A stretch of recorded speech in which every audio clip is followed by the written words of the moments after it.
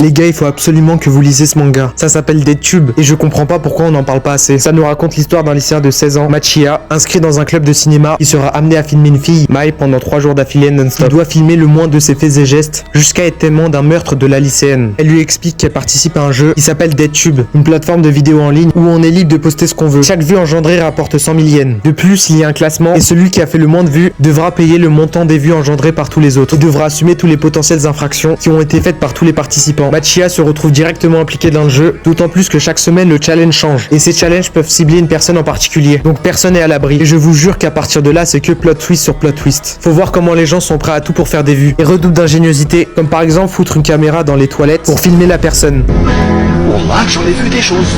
Le personnage de Mai est parfaitement introduit et on a un contraste fort avec sa personnalité qui est à la fois innocente, protectrice et bienveillante et qui nous délivre une totale absence d'humanité. D'ailleurs, c'est pas la seule avec Machiya qui se réjouit littéralement des scènes qu'il assiste. De plus, l'auteur de DeadTube est le même que Tomodachi Game, ce qui nous donne déjà une idée du poulet que ça doit être. Par contre, petit disclaimer, le manga est vraiment très gore avec des scènes très graphiques. Donc si vous flippez déjà quand vous regardez Demon Slayer, alors c'est vraiment pas fait pour vous. Par contre, si vous aimez la manipulation et la psychologie, alors foncez lire immédiatement.